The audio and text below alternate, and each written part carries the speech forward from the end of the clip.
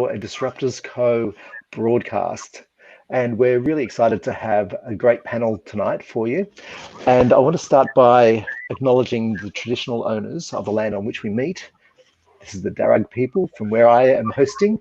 And I'd like to pay my respects to elders past, present, and emerging, and make sure that everyone is really feeling the same in their location, and that they're respecting and engaging with the ongoing cultures and connections of people in the lands on which we meet and where you meet. I'd like to start by obviously introducing you to our panel tonight. We have Wayne Slager from Synergy Group, we have Patrina Casey from CIRA, and we have Nadine Castle from the Culture Group. I'll get each of you to introduce yourselves quickly to each of the panel and to the audience. Start with Patrina. Thanks, Gavin. It's wonderful to be here this afternoon or this evening. So my name is Patrina Casey. I'm a director at CIRA. CIRA is the State Insurance Regulatory Authority. So we regulate workers' compensation, CTP insurance and home building insurance in New South Wales. Gavin has also asked us to mention one insight in relation to working in, I guess, a COVID environment. And while we found it challenging at times, I guess the insight that I have is really the connectedness. I felt more connected to team members, both at my executive level as well as the broader team that I manage, probably than I ever have in my career, actually. So I think it's brought a real connectedness and a shared outcome that has been, I guess, somewhat unexpected but welcomed. Great. Wayne? Thanks, Gavin. Wayne Slager. I run a business network called CNRG, or Synergy, if you say it phonetically. So I suppose the value or the opportunity I have is to speak to many of my members and understand the way that they're running their business and their practice and the way that they're interacting with their clients and other stakeholders. So I've got the privilege of having a multifaceted perspective on what's currently happening. In terms of perceptions or takeaways, I work from home anyway, so that's not anything significant. Many of my members are micro practices, so their individual impact is not massive or traumatic, but clearly the clients and businesses that they in turn work with that deal with consumers and business customers, the flow-on effect from the COVID disruption is significant. So all of us are impacted in some shape or form, whether it's directly or indirectly. Great. And Nadine? Thanks, Gavin. Hi, everyone. My name is Nadine Castle, and I'm a director and co-founder of the Culture Group.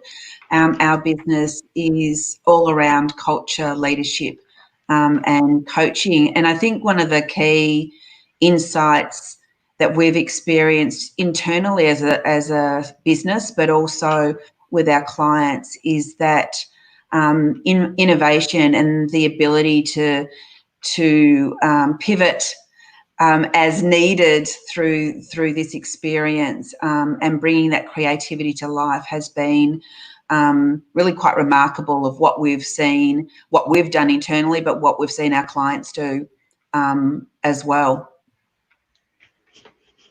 Great, thanks, Nadine. So one of the reasons that we were really keen to have you all involved in this panel discussion is that we were finding that as we were moving through the COVID period of time, we kept hearing these conversations about bouncing back or bouncing back better, or even beyond that, the idea of recovering. And the more that I thought about it and the more conversations we had with people that were living through this, as we all are, was that there was a greater sense of not just recovering, but resetting. And I like the idea of the reset because it felt like we were learning some things that we maybe already knew but hadn't acknowledged, and that we were learning new things about the way that we work that we'd like to keep when we eventually go back to what a new normal might look like. And I think the more that we spoke about this and the more that we thought about it, the more it felt like we were going to reach a reset rather than a recovery. and I was sort of looking to explore some of those sorts of things. So maybe we could start with you, Nadine, on that angle, and sort of look at the idea of, if you're facilitating cultural change within organizations, and we know that this is a time of change and transformation, what have you observed with your clients and with people that you're working with? How is it manifesting for you? Yeah, it's a really important point to cover, and I think I like the word reset. Some of the things that we've been talking about with our clients, and we've been keeping in quite close contact with our clients, because they're all in different markets, they're all in different, all being affected quite differently from the COVID experience, and taking the opportunity to have a pause and reflect on some of the practices people have put in place to manage the crisis of COVID, and connecting greater with people is kind of one of the things that has come out quite significantly. But there's a balance, and I think the balance is we've got an opportunity to reset and reimagine, but the challenge is not to revert back once this is over. And I think that's the agenda that we need to keep the narrative around, is take the time to pause, reflect on what's worked well, what do we need to bring in and protect from our past to bring into our future, what can we learn from the COVID experience, but how do we reimagine? Because the dance floor, is what I like to call it, that we're all working in, is changing, and it will change forever. So how do we reimagine how we work with our customers, how do we deliver our strategy to ensure that we are meeting the new dance floor? I love the new dance floor. That's a great idea. Although I haven't danced for quite some time, and you might not like my moves, but well, we talk a lot about the balcony and the dance floor. That's a Hertzford analogy and principle from years ago, but it still makes a lot of sense. And so our dance floor has changed and is changing. I love it. That sounds great. So Wayne, in terms of the dance floor, who's on your dance floor, and what does that mean for a network? How do you bring like a membership network to dance? Because it's like group dancing, right, in big circles. Well, it is, and I've built a team of people in the B2B advice and specialist service space. So the shared interest is that we're all looking to help owners and leaders of high growth companies accelerate their path to success. So we've all got different perspectives, different interests, different levels of activity, but that's that point of commonality. And we're looking to see how we can help owners and leaders of those enterprises face whatever it is that's on their to-do list. And if the impact of COVID directly and indirectly is near the top, then obviously that's a common topic of conversation. Sorry, you had a question there? Yeah, I was just going to ask whether there was a way of identifying people in terms of those networks. Do you find that the COVID experience is providing a pathway for them to have a shared experience that they can start discussing the impact on their business, or the impact on their mental health, or their focus, or any of those sorts of things? Well, there's two parts of the community. Obviously, my inner circle is the leaders, advisors, mentors, consultants that are servicing the wider business community. So there's my immediate community that I contact and connect with, and then in turn the second layer is their own respective communities. So I'm seeing a little bit of both. So in terms of team, I'll give you one practical example. A founding lawyer, managing partner for a regional law firm, mentioned that as his team was working from home, the productivity reduced noticeably, almost immediately. Mm-hmm. And so his challenge was, well, how do we fix that? And it came in two ways. One is the technical side of how do we make sure that information is readily available, how do they access it, how do they edit it and change it, how do they share it, how do they store it. So there's a lot of that practical and technical stuff. The other side of it was to make sure that there was a continued engagement with each team member. And what we commonly refer to as the water cooler chatter. So there was the emotional, subjective information that was being shared previously in a confined or specific physical space. That space had disappeared. So he found it absolutely necessary, and his key role as a leader and for his team leaders was to have those micro conversations with each individual person. So the terminology, maybe someone has already coined this, I expect that they have, but what comes to mind is that leaders need to increase their communication bandwidth to not only download information to their team, but also upload so that they're getting timely feedback, what's working, what's not working, not only at a practical level, but also at an emotional level. Absolutely. That sounds great. Petrina, is that something that you've also experienced? So in the world of government and government agencies, you've got multiple stakeholders. I can't imagine how many water coolers you have to be able to get across all those conversations, and how much bandwidth you need as a leader to be able to engage all those stakeholders. What have you found? Look, I think it's been a really interesting time, and I think a real unifying part of, I guess, this whole COVID experience has been, I guess, a shared outcome.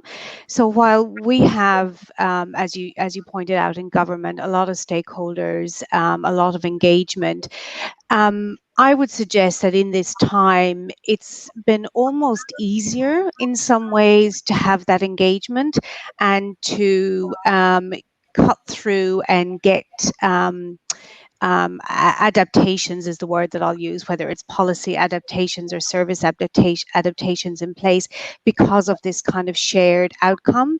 So it's been a really interesting time, and a time where, picking up on what Nadine said, we've learned a lot that we want to bring into not only how we engage with customers and stakeholders to make sure that we don't revert to some of the things that we did in the past, and really honing our communication skills and our collaboration skills so that we can find that common ground or that common outcome that's necessary in a post-COVID world, and particularly when we're in a position where, some workplaces are not resetting or restarting because in fact they've never left some of the essential services, and then we have other workplaces that are resetting and restarting, whatever word we choose.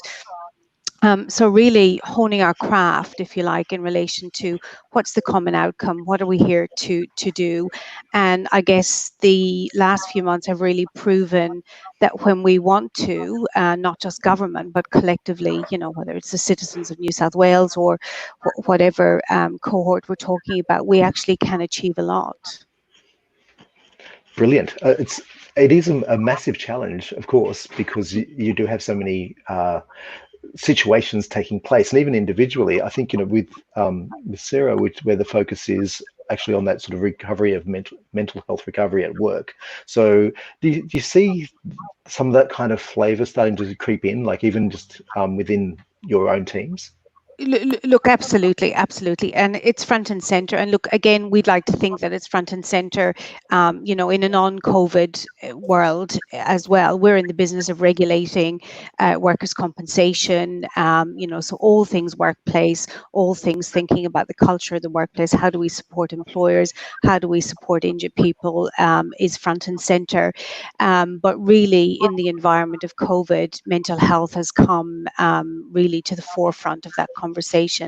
And to be in a position to support your customers, we have to be in a position where, as leaders within government, that we're ensuring that our staff and our people are equipped to be able to provide the support to customers. So I see it very much, what we're learning and what we're doing for customers is actually translating internally, and I guess the other way around as well. Great. If I'd just like to remind people who are watching the live stream that they can leave comments in the comment window, and they'll come through to us, and we'll take those comments and we'll pass them on to the panel if you have any particular questions. Throwing up another question, or throwing out a question to the whole panel, what do you see in terms of this space, so post-COVID world? What do you think is going to manifest differently for government, differently for commercial organisations, and differently for not-for-profits, for example? Or do you think we're all facing the same sort of challenges? I'll be tricky and say that government's in a privileged position of spending other people's money and stealing from the future. So that's my only contribution on government. But apologies to present company. But certainly there's a distinction between commercial and not-for-profit and the government sector. But on an individual person-to-person level, we're all human beings. We're all facing the internal issues in our micro communities. So from that respect, then, you have to say that there's a lot of commonality as well. Mm-hmm. I'd just to add to that, I think there's definitely an economic and a social impact COVID has on, and it doesn't matter if you're working in government trying to support that from that perspective, or you're in a commercial environment or a not-for-profit. The reality is that this pandemic actually has a long-lasting effect outside of the health issues. But from an economic perspective, there's going to be a lot of pressure on businesses wherever they are in terms of performance. There's going to be a lot of pressure on leaders to lean into that and manage that. And there's going to be also a social impact, and whether that's as Petrina talked about, mental health and getting wellbeing on the agenda, which is a great outcome, I believe. But making sure that we are continuing to dial that up and give that focus. I don't think that discriminates where you're placed. Yeah. I might add something, Gavin, if that's okay. Look, I agree with Wayne and Nadine in terms there's a commonality no matter where you work, and particularly when we have to reflect on our roles as leaders within our respective organisations. But I think the social impact and the social determinants of health and other things, I think have increased up the agenda. That's probably the wrong way of saying it, but it really has come front and centre. And some of those really wicked problems that government face around housing and other things, I think that there's going to be a very big push, and a government will have to step up to the challenge to be able to tackle those. We've shown across, and look, and I work in the Department of Customer Service, where we not only talk a lot, but a lot of what we do is about putting the customer front and center and trying to make interactions with government seamless, and interact with government once, those sorts of things. And I think this environment has really upped the ante in terms of the expectations of what government can and will need to deliver. That's very interesting. I really like that idea of we're all being constantly challenged by what COVID is presenting us. So coming back to the dance floor concept that Nadine shared with us, which I absolutely love. Do you think we need to find some new dance moves? Is that part of what we're learning? We're learning these new dance moves for a dance that is just emerging, that we don't really know what looks good, what is good, or is what we can keep doing for a while. I think we do need to learn some new dance moves. We did a piece of research at the end of last year, and it was about the impact of a hazy future on culture and leadership. And then we went into COVID. So, and the results of that still hold true. And there's things like adaptive thinking and making that a priority for leaders is critical, but the capabilities that the research came out with is still quite low in that area, even though that's a priority. Building trust and communication, making sure that leaders are leaning into that. And, Petrina talked about that at the start of her conversation. So I do think we need to be really focused on what are the new moves that we need to pull into the dance floor to make sure that we are present to manage throughout this experience, but also the ripple effects of the experience and COVID once all these restrictions and some sort of new normal comes back into play. Mm-hmm. Interesting. Getting some interesting questions over in the chat window, and one of those is the question around purpose. Are we seeing a more of a focus on purpose, do you think, coming out of this, or it will continue for some time through? You're getting some nods, yes. Do you want us to speak to that? Go for it, Wayne. Purpose. Well, I'd like to think that we know what our purpose is, but to your question, Gavin, maybe there's now a sharper focus on being able to articulate that from top down so that it becomes real. The old mission statement, collecting dust on the wall or in the drawer, we're now revisiting, well, why are we doing things the way that we are? Who are we doing them with? When are we doing them? And are we doing them in a different way?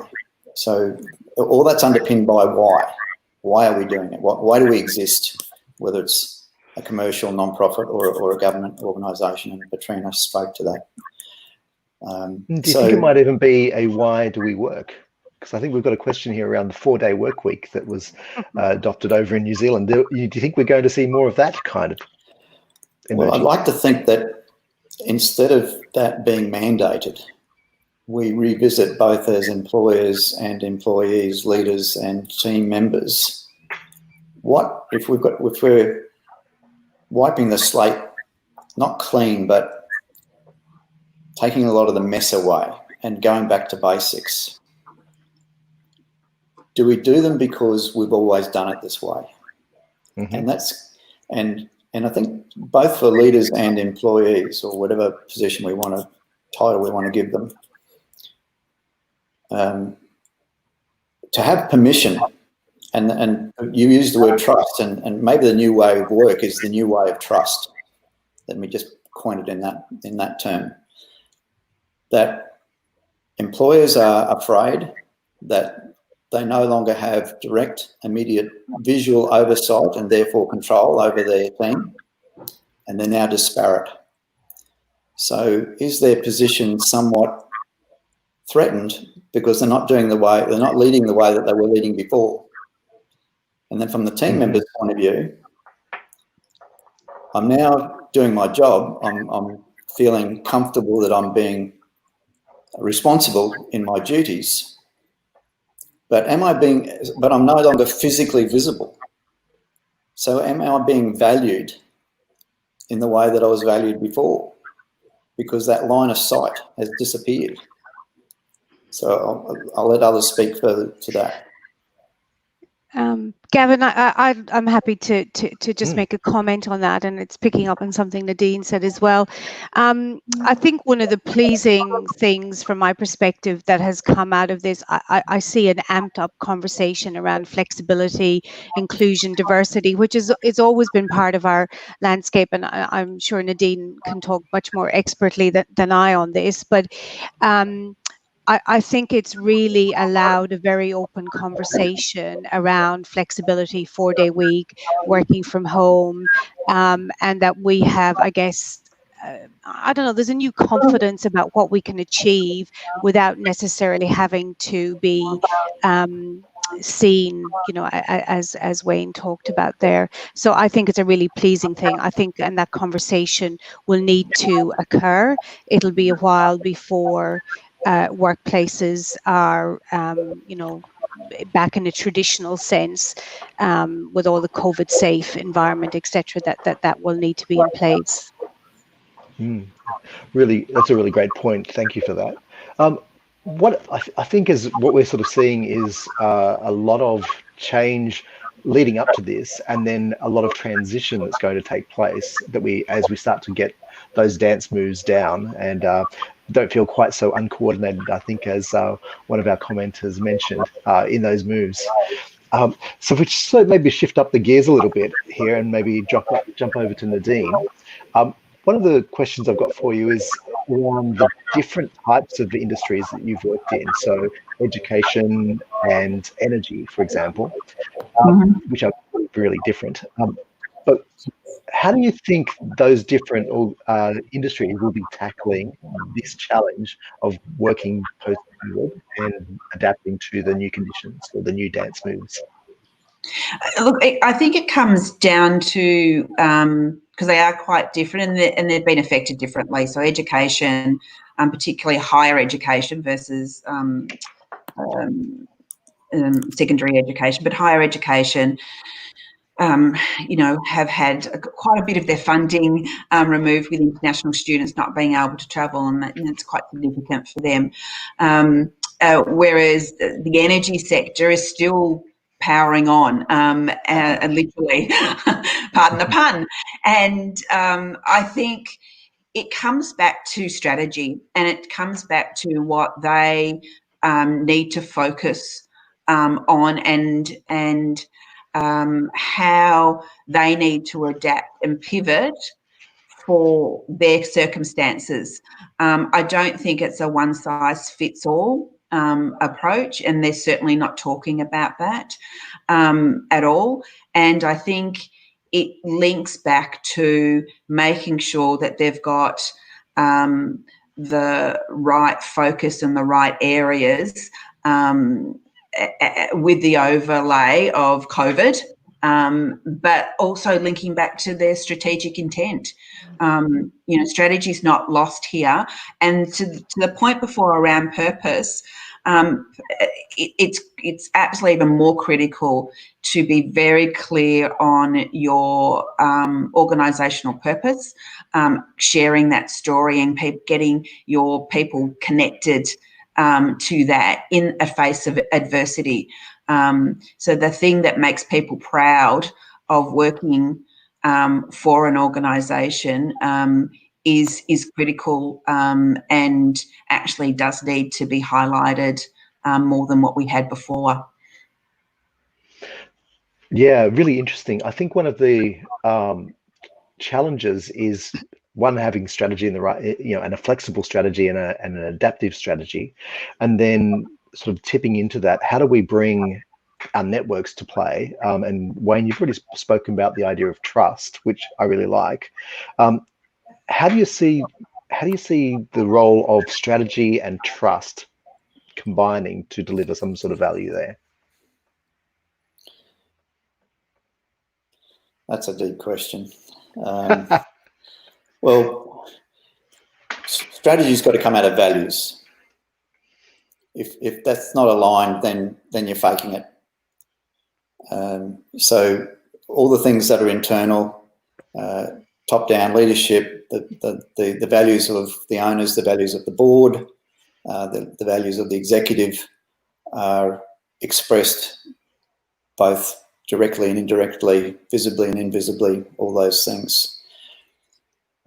So your questions around culture and strategy. So you can, I'll say, we'll try and tackle this thing that's in front of us. It's caught us unawares. We'll implement a new strategy or refine an existing one. Well, unless those things that we attempt to do align with the culture and values of the organisation, there's going to be a breakdown and a disconnect somewhere. So, you know, to the points that are already being made, be very careful that there's an alignment. And if you don't know to Nadine's point, what your culture, values, and purpose are, then you pretty well need to find them pretty soon, because anything that you try and cobble together artificially outside of that is doomed to failure. And do you think that has that relationships? How do relationships play that role? Because I think this is one of the interesting challenges. Is we used to rely a lot on the fact that we would be in location with each other, and now we aren't. So how do we use networks and our values to build those relationships so that we can work together as teams and collaborate and continue to do so really well? Just an easy question, right? Well, yeah, thanks. I'll give a momentary pause, which we're very encouraging, everyone to do, is to take pause and to cause some thinking. So I'll take my own advice. Again, I think it's going to be something that you're willing to do, to make it your way to collaborate, because the wonder of the technological age is that we're increasingly narrow and deep in our respective areas of expertise, and that's fantastic. I mean, if you want a deep subject matter expert on something, you're bound to find them. But what goes with that is that silos then appear, and it's increasingly difficult. Friction appears to try and join your expertise with the next person's, whether that's an internal relationship or an external one that applies in both occasions. So if we look at that purpose, well, who is it that we are serving? What do they need? And if I'm providing quality advice, support, service, etc., product in my area of expertise, in my domain, let's not forget that the client is looking for a solution to the whole pie, not just one piece of the pie. So it then becomes our opportunity, if not an obligation, to make sure that we're connecting and aligning our contribution to that conversation with the other stakeholders and contributors to that same conversation, whether it's us that are bringing them to the table because we have the opportunity of doing that, and that's one of the things that I do as a professional connector, or if we're in a specific role, to see who else is in the client's community that we should be having conversations with, so that there's multifaceted conversations, not just linear. Yeah, so one of the questions we've got in the chat channel is around the concept of values and how they play out in our dealings with each other, and also the dealings with the organization. So how do people think this is going to take place? Do you think the values are going to be really core to the way that we are engaging with our communities, and also and therefore maybe even our profitability, our sustainability, and so on? What is everyone's perception of that? Well, my whole business is based around this, and for organisations to be truly successful and drive performance, and in the end get the profit that they need, values and culture is the DNA of how it happens, and harnessing that and linking to that. This has been. We talked earlier on about the social impact that COVID has had. So people need to align back to their core values. Leaders need to lead from their value set. And that shift is going to be absolutely critical. And we will see when people don't do that. And we will see organisations who don't live by those rules. That will come out in spades. There's nowhere to hide now. We cannot continue with a command and control type of approach. We can't put profit before purpose. So those shifts actually need to start now. Mm. And to that, Nadine, it just occurred to me that there's a lot of focus on the financial stability of businesses and what's being done or not being done, and I won't get distracted into that conversation. But to your point, I think it's an excellent one, that it's just as likely that that misalignment of DNA or values and core purpose, that is just as likely, if not more likely, going to lead to death and failure of that enterprise, as opposed to, oh, well, our cash flow's been disrupted to the point of instability. It could be one or the other, but I'm putting equal weight on what you've just said, apart in addition to the numbers around money. I'm finding what's interesting in this space where we are still, physically isolated from each other, but maybe not so, not socially necessarily. What I'm finding interesting is that we're using technology more and more to be able to do exactly as we're doing here. So we're still being able to meet, we're still being able to discuss, and we're increasingly being able to collaborate. And Petrina, we've done a small project together on using our platform. Maybe you could share some experiences from the digital experiences or the digital collaborations that you've been running over the last couple of months, and how that's sort of informed the way that you think about where we're going. Yeah, look, absolutely, Gavin. And the thing, I guess, just drawing a thread from that last conversation, I think even the digital expertise, if I can put it that way, has really also brought to the fore a conversation around being inclusive and, capability building and ensuring that nobody's left behind. So it brings into the realm of everything in relation to culture and values and how we bring people together. But from a perspective of I guess continuing on with business and events and accessing insights and input into various things that we have been running, we really have been able to, I guess, keep productivity,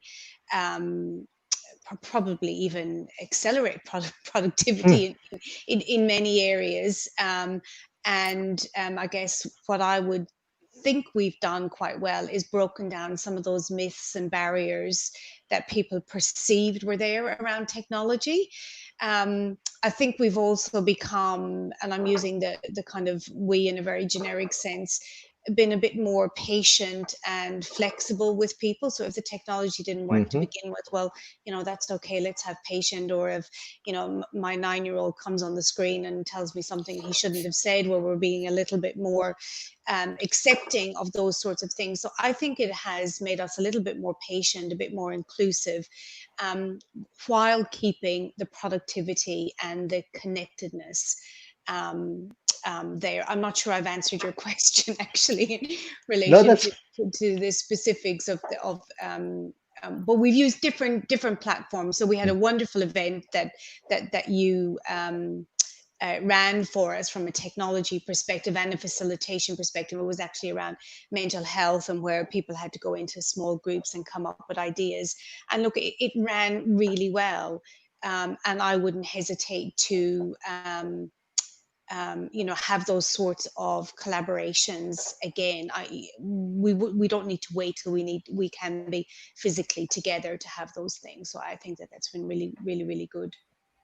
Yeah, interestingly on that front, what we've seen, and I think what I've been really excited about, is the idea that people are being a little bit more generous in spirit, and they are being more permissive, and often the people that wouldn't normally participate well in a group setting are actually feeling quite comfortable about doing it online. So we're finding we get a diversity of perspective and input in ways that we maybe don't get when we do meet face to face.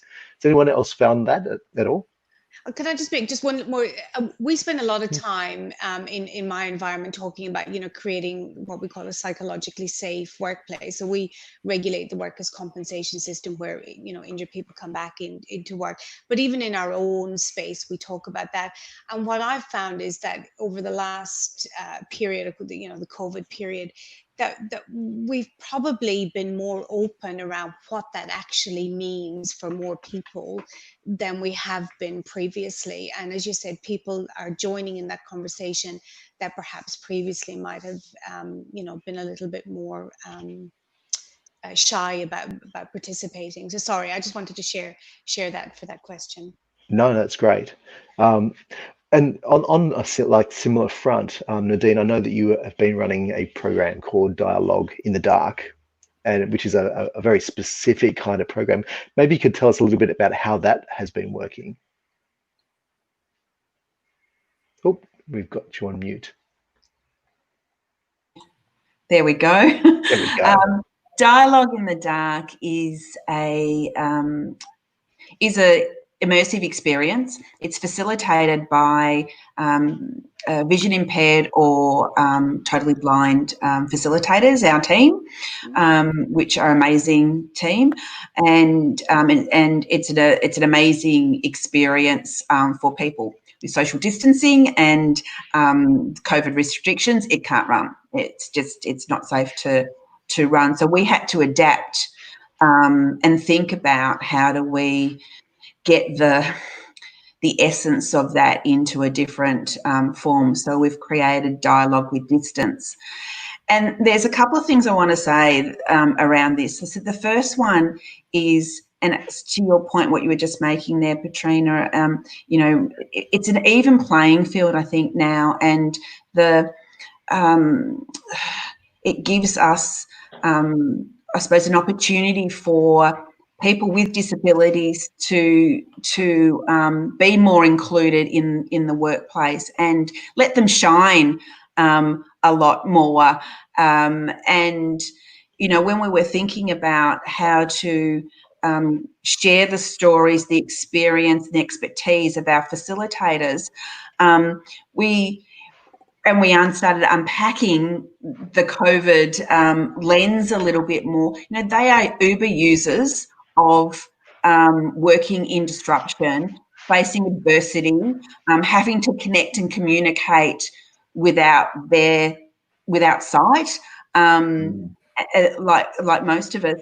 And that story needs still to be told, and they need to share that story. So we created a online virtual program called Dialogue with Distance, and the premise is around how do you bridge the distance of remote working so you can better collaborate as teams, how you can still build trust, how you can shift your ways of working and collectively problem solve.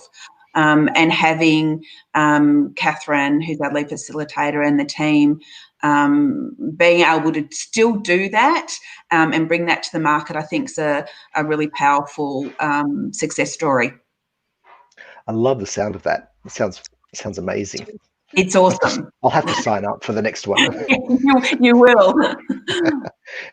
So for those who are tuning in, if you'd like to ask the panel any questions specifically, if you could drop those into the comment section, we'll get around to those in the next few minutes. But in the meantime, I'll just throw over to the panel again, just to say, if you found a tool or a technology or something that you really have found has been working for you, what is that, and why has it been working, do you think? Who can I start with? Wayne, you're looking like you've got an idea there. Well, I was being a bit sheepish because my confession is that I really haven't taken a lot of time or trouble to implement new tools, but maybe refocused on old school technology of just picking up the phone and taking the initiative to talk to people that you might otherwise not, because picking up the phone is a bit old hat. But it's actually very worthwhile, and you find that you're revisiting valuable conversations and opening new ones that might otherwise not have occurred. Look, So it's a bit crusty and a bit stale, and it doesn't sound sexy, but there's some truth in it. So I can't ignore that. Pick up the phone. I had a call with someone the other day, and they said, "Oh my God, I'm so glad you called me and you didn't ask me for a video conference." There you go. There you go. And just just adding to what Wayne's saying, to me, there's some brilliant technology out there and some great platforms. I think it's finding the things and the tools that help you collaborate, help you. I had a conversation with a client today, and they were talking about the challenges that they're facing with how to influence when we're working remotely, and it comes back to the those micro conversations that we said before that you have around the water cooler that you're not having anymore. So the ability to influence through co-creating and engaging with people more often and getting technology to do that for you. So to me, technology is the enabler, but the skill set and the behaviours to lean into that is as critical and even more critical than the tools and the systems and the technology that can help support it. Mm-hmm. I did chance upon one piece of technology in preparing for today, and it's called TimeChi. So it's a tool to avoid disruption. So there's Disruptors Co and there's anti-disruption, so they're both offering value. But we're constantly interrupted by pinging and messaging and emails, and so I didn't look at it in detail, but the upshot of it, the value proposition, is that it helps you avoid digital disruption as well as personal disruption from co-workers. So you basically got a little electronic flag as to when you're available for conversations and when you're not. So obviously there's a play on Tai Chi as opposed to Time Chi, but if someone wants to have a look at that, it's timechi.com. Yeah, I did see that one. I think it's been around for a little while. So, and I more than likely, and I'm late to the party. Yeah. No, that's all right. I think our other people were promoting it as well today, so maybe they're doing a bit of another push because everyone's feeling a little bit scattered around digital, not disruption, but I guess just a way of having their attention or their focus drawn away from what they're supposed to be focusing on. Sure. So we also have another question, actually, from Kate as well, which is around. Yes, so one of the thoughts on divides in the workforce, but also there's another question which is on whether there's any impact on those who are neurodiverse. And so it's a fairly broad question, but has anyone noticed or have any particular insight into that space? Not me. Look, I haven't either, except that I think what this environment, and again, I'm probably talking in a general sense, has really meant that we're having to think about reaching. I use the word inclusive, and again, I know I'm probably overusing it, but it really does make you think about how you're engaging different groups of people, and you have to do it in a way that potentially means you need to be a little bit more innovative. And some of the examples that Nadine just talked through, and we have an example we're doing a review into hearing loss. So just understanding how do we make, information and other things available for people who have a hearing impairment. So I think it brings into sharp focus, even though I'm not an expert in that area, Kate, or don't have a specific comment on that.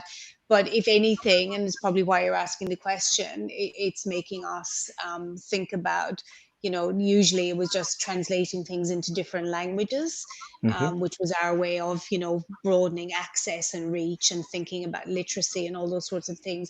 But I think this has meant that we are being challenged to think about things and reaching people in a way that we haven't been challenged before.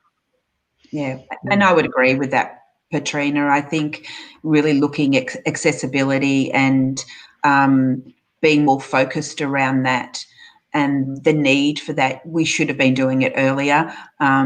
But, you know, if COVID has been an instigator to heighten that and bring that to the forefront, I think that's a great, a positive out of a negative situation. And that's a great segue into one of my another question which I have, which is around what have we learnt out of COVID that we think is a better experience? What experience have we found that is better than it was before? And that's one example. I think the other thing for me that I think is, you know, maybe a positive out of this is around wellbeing and getting wellbeing on the agenda. It has to be on the agenda now for organisations. It's an important part of culture, and I think you know, bringing that to the forefront is a really great outcome, assuming that we do stuff with it. Exactly. I think the thing that I would say, in addition to what we talked about, and I'll throw out the inclusive word again, but I think that's been a big one. But it's forced us to think, I think, a bit more deeply about issues. So it's thinking about, I'm trying to think of an example, but really forcing us to think deeply so that we get to an outcome. And I'm not saying that we didn't think about it in that way before, but it's, you know, if we use mental health as the example, we've talked about that for a while, but really what does that mean, and how do we need to ensure that we have that kind of intensiveness of action, and we keep that in a sustained way. Really good point. I think that's also been really surprising in the COVID space, because those people who would maybe not necessarily have understood the complexities of mental health have found the mental toughness that comes with social isolation or working from home has become a much more prevalent or more persistent experience for them than otherwise they might have experienced before. So it's kind of interesting. And I think as Robert has asked the question here, what is the key change needed for pre-COVID leaders in a post-COVID economy? Maybe that sort of mental health awareness is one of those elements. I think absolutely, and leading into that is stress management. You know, as I said earlier on, the dance floor has changed, and the pressure on leaders is going to be a lot more intense than what it was pre-COVID. So I think understanding the impact of stress and wellbeing on yourself, but in the other things that leaders need to look at post-COVID is around the ability to build trust, and really being overt around how that's happening, how to relinquish control and empower people to deliver, how to galvanise teams and support them. I think they're all going to be really critical elements post-COVID, and creating positive cultures that foster team collaboration, foster supporting one another, and fostering the values of the organisation. It's interesting. One of the things I've noticed was that when COVID hit, it kind of created shockwaves. So we kind of were hit by this shockwave, and it's taken us, knocked off balance. You know, our dance moves were all gone, but then we're now starting to come back to understanding the rituals of our work, the importance of the routines of our work, and also the needs of our work, because we realize this is actually not just going to go back to anything that it was the same way it was before very quickly. So we're needing to create new ways of doing things. And from I guess from the Disruptors Code point of view, we sort of found ourselves in that situation going, how do we help our clients continue to do the work that they need to do? And then also, how do we keep doing the work that we do? And So our very first step was looking at and creating a platform called iHack Online. But what we've also done is we've pivoted that into another platform called the Air.works, taking a bit of a lead on the from Airbnb in terms of that we understand that technology and so on can deliver something of value there. But rather than talking about it, I thought I might invite my colleague Joanne Jacobs to do a quick demonstration of that. So see how it looks. I've been playing in the background, folks. This is going to be a very quick, super quick version of the walkthrough of the process, because it's going to be we're only running out of time. We've got 5 minutes left to go on this process. So I am going to, oh, that's not very good. I'm going to stop that, remove that from the stream for the time being, and then I'm going to try that again. Let me see and go. Okay, beautiful. So you can see my screen, right? You can see this baby. So this is a bit of a gift for Nadine, because this is the Air.works working for her own platform. So we created something that we thought was going to be an easy way of ensuring that people who come from different kind of walks of life can all come together and collaborate over one kind of process. So what we've got is a simple landing page, which is branded for any particular client. Then you've got the details of whatever session it is that you're actually engaging with. There's an opportunity to launch a separate meeting. If you go, hi, me again. A separate meeting. So there's plenary sessions, and then there's team sessions. So you've actually got a chance to get into a group area where people can talk together as part of their team. They can actually communicate via a chat window, and then they've got an opportunity to work on a series of canvases that they might actually need to use to solve a problem together. The idea being that anybody, regardless of what kind of technology skills they have, can at least be able to jump into an area and start typing whatever they want to actually start saying to everybody else within their teams. So that was the objective of the process, was always to ensure that we had a way of working together with people from different organisations coming together and actually allowing themselves to be sharing information in a safe environment. We're Switzerland for idea sharing. That's how I like to think of it anyway. That's just a very brief run through of the Airworks. For those of you who have asked questions in the chat channel, we're going to try and in the last 3 minutes get to walking through some of those questions and then getting some final thoughts. So I'm signing off here, but lovely to actually be participating in today's panel. Thank you to all the guests, and I'll pass it back. Great. So I do have a couple of other questions. We have one from Robert, who's asking, what do you think the impact will be with the significant job losses due to COVID and the transition into the new normal in a shrinking recession economy with less job opportunity? Oh, big question. Big question. That is a big question. I know it's a pat word, but resilience is something that we're not only collectively responsible for, but also individually responsible for. It's not down to everyone else to make me feel safe and happy, but there's a primary responsibility for each of us to do that. But certainly no man is an island, so find and reach out to those that are appropriate to help you build that resilience, because Robert's point refers correctly. There's going to be significant job losses and business failures, and with all respect to the attempts to try and pump up the tyres, there is going to be a significant amount of business failure regardless of what is done.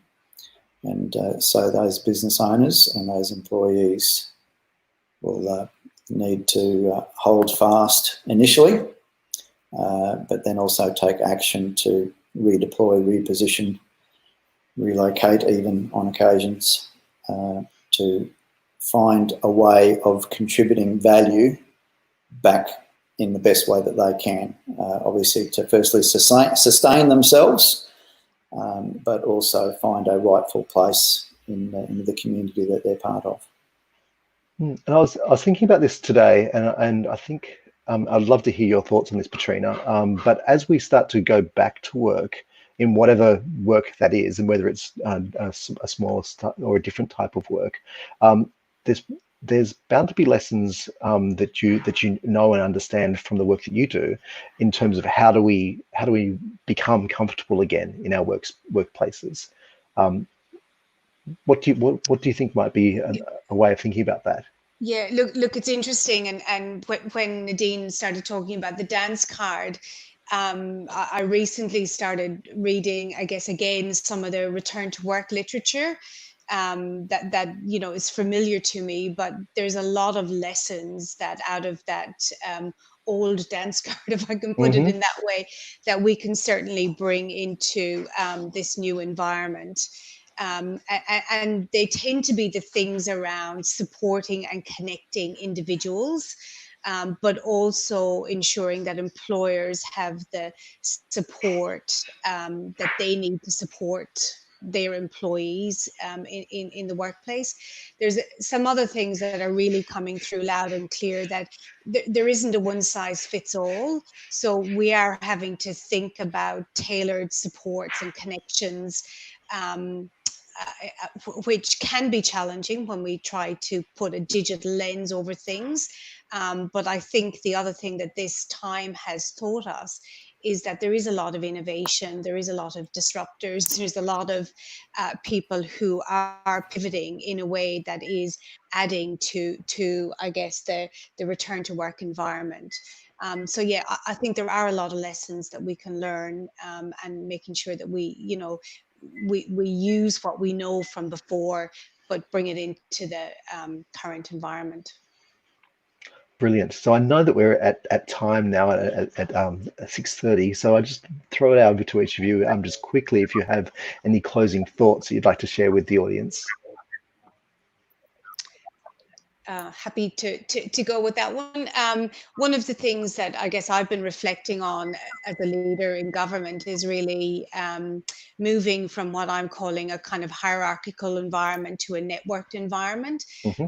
And I think what we've shown, and certainly my experience over the last time in government, is that when you really get those networks and those collaborations going, some of that, bureaucracy and other things, and I'm not suggesting we're doing things without going through the right approvals or anything of that nature, but when you have that clear outcome, it's just really been an awesome thing to be part of that, where we could make changes very, very quickly. If you had asked me 6 months ago, with some of the changes that we made, would we be able to do them in that time frame? And I would have probably said no. So for me, a big learning is moving from hierarchical to more networked ways of working.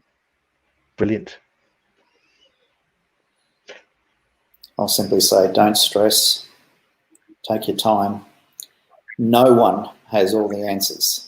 So if you're feeling a little lost and alone, you're not.